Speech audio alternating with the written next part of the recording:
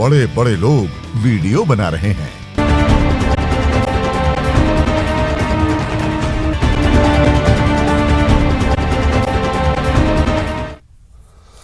बीस मिनट 20 खबर में आपका स्वागत है और आपके साथ मैं हूं अभिषेक। हम अगले 20 मिनट में आपको देश दुनिया की 20 ऐसी खबरें बताने वाले हैं जो इस वक्त न केवल सुर्खियों में है बल्कि दिलचस्प और अहम भी हैं। तो शुरू करते हैं 20 मिनट में 20 खबरों का सिलसिला। सबसे पहले देखते हैं राजस्थान की वो कौन कौन सी खबर है जो इस वक्त अहम है।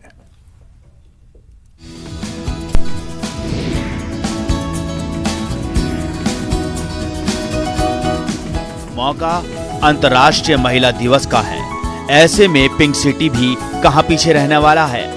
यहां की महिलाओं ने इस मौके को कार रैली और साइक्लोथॉन के जरिए और खास बना दिया।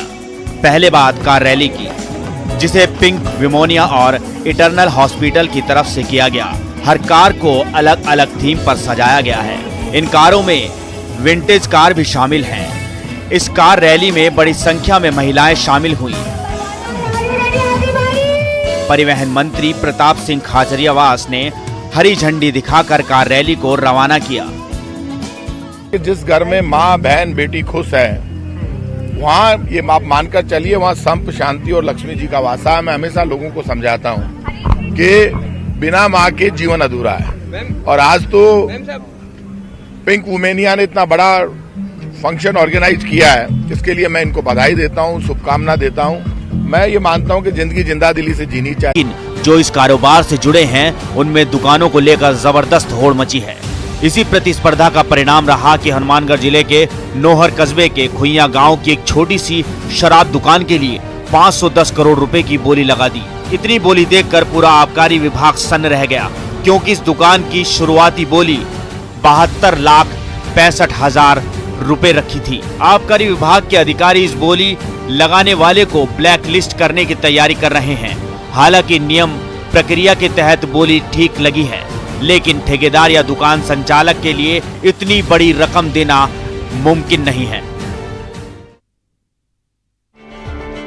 ये उषा चोमर हैं। इन्होंने तिरस्कार भरी जिंदगी से निकलकर उजाले की ओर कदम बढ़ाकर मिसाल कायम की है।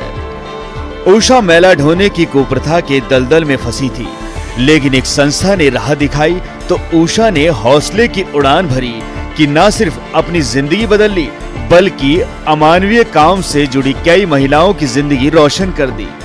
पहले मेला ढोने का काम करती थी, जिससे जब मेला ढोते हैं तो सबको अपमान मिलता है। क्यों काम ही कैसा रहता है कि मुझे भी आज कोई दूसरा काम करता है मेला ढोने का, तो मुझे खुद को नफरत होती है उस चीज से। तो जब मैं ये काम करूँ तो कोई मेरे हाथ से कौन पानी पिएगा, कौन खाना खाएगा, कौन मुझे पास बिठाएगा। वो काम छोड़ दिया हम लोगों ने, तो बिल्कुल हम इज्जत और सम्मान के साथ जी रहे हैं।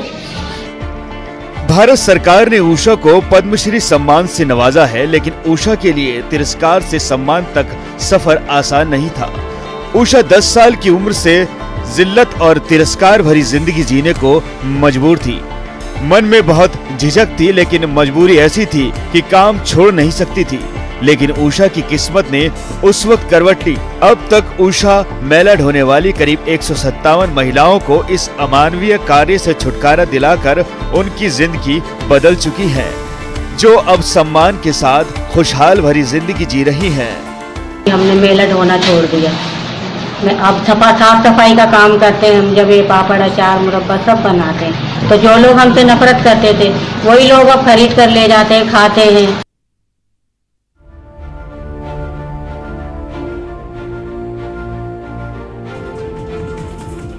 दुष्यंत कुमार की ये पंक्तियां अजमेर की रहने वाली दीप्ति देव पर सटीक बैठती हैं। सड़क हादसे में असमय पति की मौत के बाद दीप्ति को ससुराल वालों ने 5 साल के बेटे के साथ घर से बाहर कर दिया। दीप्ति ने हिम्मत और हौसले से काम लिया। अपने पिता के घर पहुंचकर लगन से पढ़ाई की और 2019 में तहसीलदार बन गई। लेकिन पति की मौत के बाद हर कदम पर दीप्ति ने संकट झेले और अंदर से स्ट्रांग बनती गई।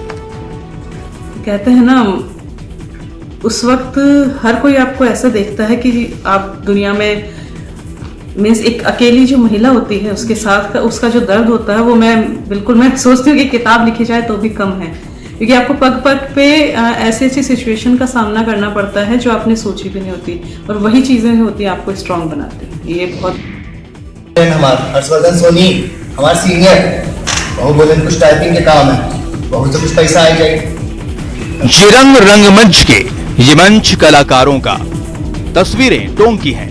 एपीएफ परिसर में आयोजित 5 दिनों के नाट्योत्सव में सिर्फ युवा रंगकर्मियों के निर्देशित नाटकों का ही मंचन किया जा रहा है। गौरतलब है कि तयशुदा कार्यक्रम के अनुसार ब्लू थिएटर फेस्टिवल पिछले साल सितंबर में आयोजित होना था, लेकिन कोरोना संक्रमण के चलते इसे स्थगित कर दिया गया था। कि जिस महामारी के दौर से अभी हम गुजरे ही हैं, उसकी यादें बहुत ही ताज़ा हैं, और इसके साथ ही साथ जो एक उत्साह बना हुआ था कि थिएटर फेस्टिवल जो पोस्टपोन हो गया था इस महामारी के कारण, तो वो किया जाए। तो उस किए जाने की जद्दोजहद में ये फेस्टिवल जो है आयोजित हो सका है।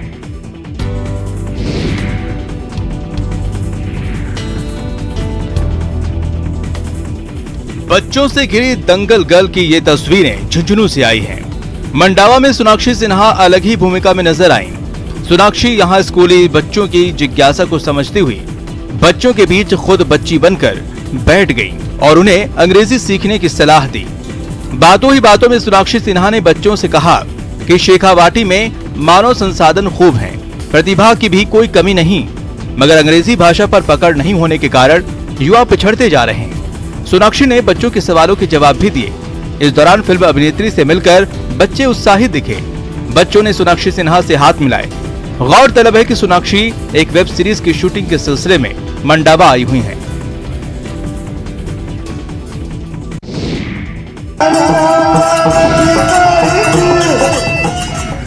गीत संगीत की महिमा देखिए, स्वर लहरियों पर घोड़ी को ठुमकता हुआ देखिए। घाट पर घोड़ी का डांस देखा, घोड़े का बुलेट डांस देखा, लेकिन ये नहीं देखा तो कुछ नहीं देखा। तस्वीरें टोंक से आई हैं। यहाँ एक विद्यालय के वार्षिक उत्सव में लोकगीत पर घोड़ी के ठुमकों ने लोगों का मन मोह लिया। लगभग 8 मिनट तक लगातार चले इस नृत्य के दौरान घोड़ी के कई हैरत अंगेज करतब देखने को मिले।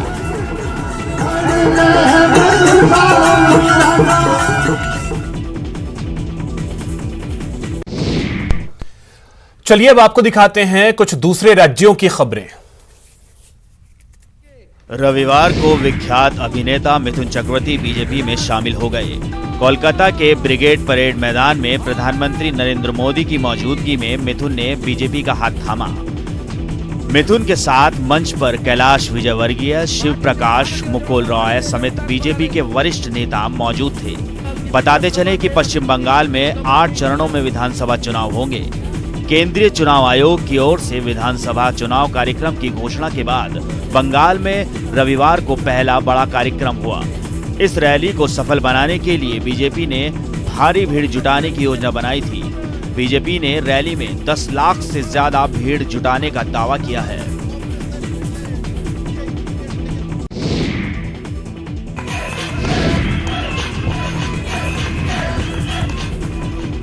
रविवार को देश की राजधानी दिल्ली में न्यू दिल्ली मैराथन 2021 का आयोजन किया गया।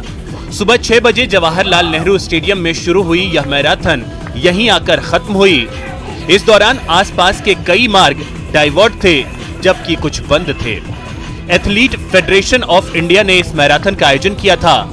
न्यू दिल्ली मैराथन 3 श्रेणियों फुल, हाफ और 10 किलोमीटर में हुई। इसके चलते दिल्ली में कई जगहों पर सुबह 11 बजे तक ट्रैफिक बाधित रहा।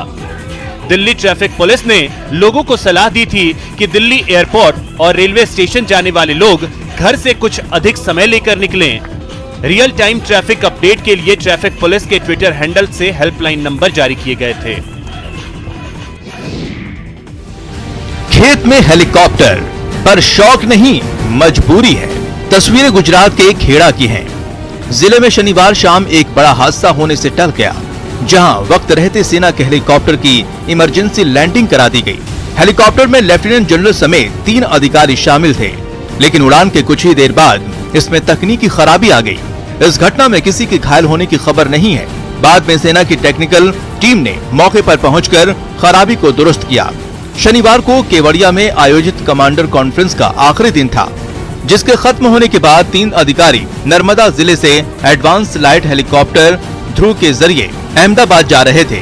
तभी खेड़ा जिले में उसके अंदर तकनीकी खराबी का पता चला, जिसके बाद वीना गांव में इमरजेंसी लैंडिंग करवाई गई। अधिकारियों के अलावा एक पायलट और एक टेक्नीशियन भी इसमें सवार थे, जो पूरी तरह से सुरक्षित हैं।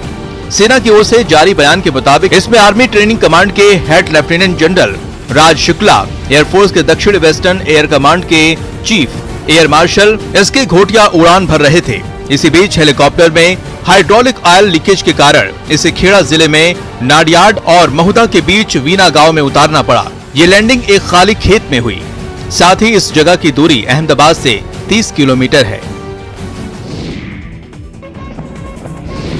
बैंड की ये धुन एक नए आगाज की, खेल जगत में एक नए युग की शुरुआत की।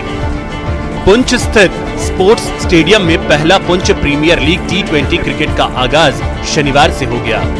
इसमें 8 टीमें खेल रही हैं। शनिवार को पहला मैच पुंछ नाइट राइडर्स और पुंछ सुपर किंग्स के बीच खेला गया। इसमें लवली की घातक गेंदबाजी के दम पर पुंछ नाइट राइडर्स ने 9 रन से मैच जीत लिया।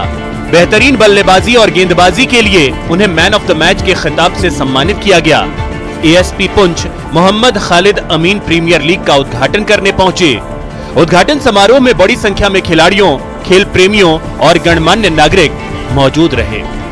पुंछ की हिस्ट्री में, अगर जम्मू कश्मीर की हिस्ट्री में कहें तो पहली बार आईपीएल की तर्ज में पुंछ प्रीमियर लीग यहाँ पे हो रहा है, तो जिसमें हमने कोशिश की है इस अच्छा टूर्नामेंट करवाने में, जिसमें कि एहसास फाउंडेशन और परवेज अफरीदी जो है मेन ऑर्गेनाइजर हैं, उनके साथ हम पूरे मिलकर एक टीम वर्क यहाँ पे कर रहे हैं। पेशे से बस कंडक्टर, 12वीं पास योगानाथन पर्यावरण संरक्षण की जिंदा मिसाल हैं। प्रकृति का ये पहरुआ अब तक 38,000 से ज्यादा पेड़ लगा चुका है। इन्हें सीबीएसई के पाठ्य पुस्तक में शामिल किया गया है। योगानाथन पिछले 21 वर्षों से तमिलनाडु रोड ट्रांसपोर्ट की बस में कंडक्टर की सेवा देने का काम कर रहे हैं। योगानाथन ने युवाओं को पर्यावरण संरक्षण और जंगली जीवों की रक्षा को लेकर भी जागरूक करने का काम किया है। योगानाथन नागापट्टिनम के पास मयिलादुथुरई के रहने वाले हैं। स्कूलिंग खत्म करने के बाद नीलगिरी में एक सेल्स रिप्रेजेंटेटिव के तौर पर काम करते हुए प्राकृतिक सौंदर्य देखकर सम्मोहित हो गए। इसके बाद जब इन्होंने वहां लोगों को पेड़ों को काटते हुए देखा तो विरोध करना शुरू किया।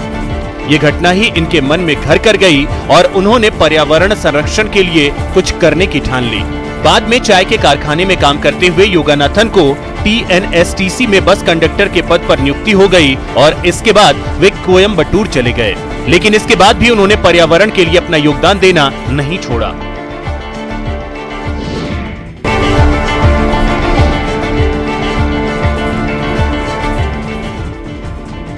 जिंदगी की इबारत सीख रहे, कामयाबी का ककहरा रट रहे इन बच्चों के परिजन जेल में हैं। पर परिजन अगर जेल में हैं तो इनकी पढ़ाई लिखाई कैसे हो रही? कौन इनकी शिक्षा दीक्षा का ध्यान रख रहा? कौन इन बच्चों की फीस चुका रहा?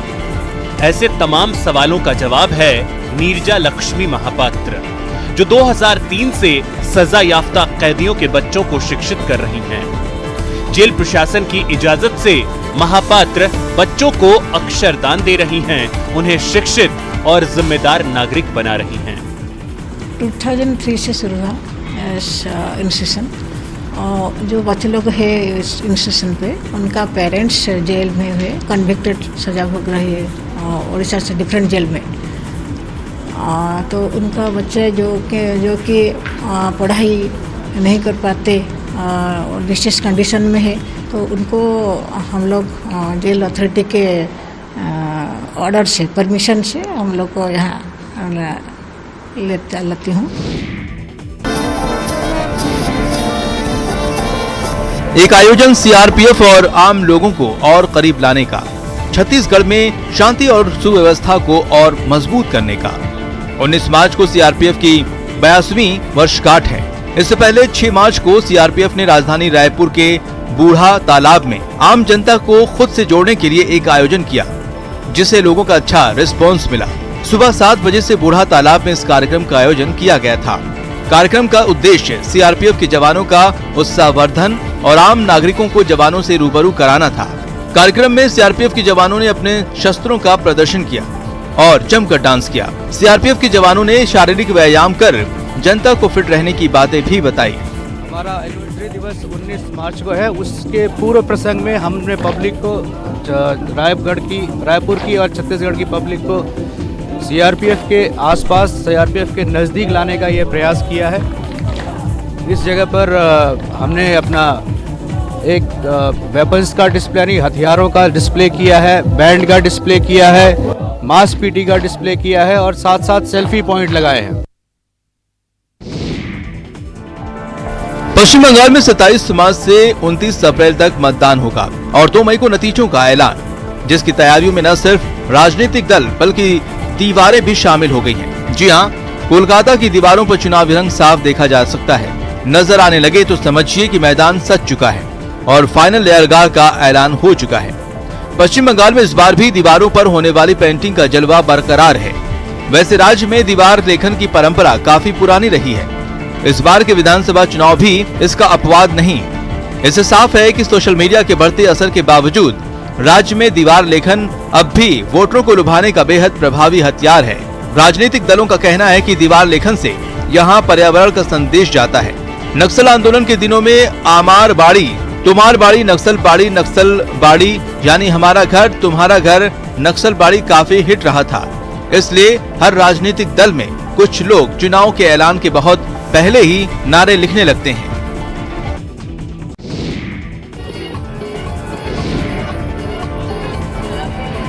वादी का गीत संगीत आपको बुला रहा है, रोमांच प्रेमियों को न्योता दे रहा है।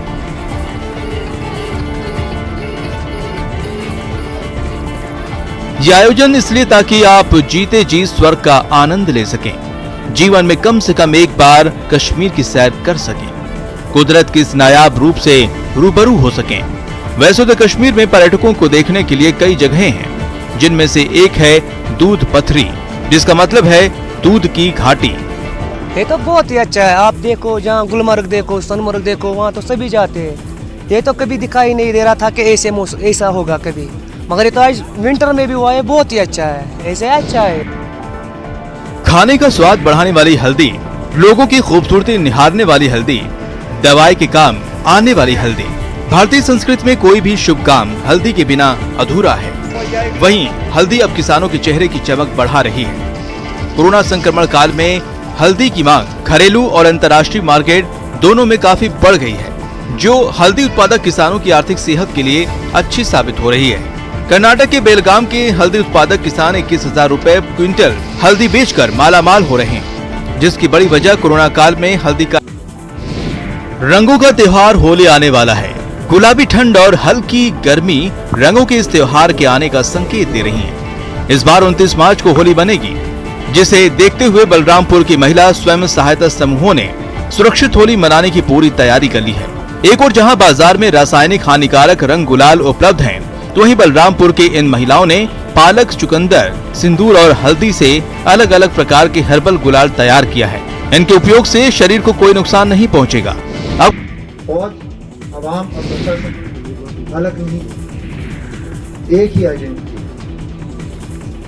हाँ, हम अपने प्रिय पोर्टरों को वापस तो नहीं ला सकते, लेकिन हम अपने सामर्थ्य अनुसार उनकी वित्त और अन्य प्रकार की सहायता पक्का कर सकते हैं। बात सच है, वतन के लिए जान देने वालों को वापस तो नहीं लाया जा सकता, लेकिन उनके परिजनों के साथ खड़े रहकर शहीदों के प्रति आभार व्यक्त किया जा सकता है। बिना वर्दी की जान देने वाले, हमले झेलने वाले देशवासियों के प्रति अपने फर्ज को अंजाम दे सकता है। पुंछ ब्रिगेड ने ऐसे ही सपूतों और उनके परिजनों के सम्मान में एक कार्यक्रम का आयोजन किया। ये हम फौज के साथ पोर्टर थे, तो काम पे जा रहे थे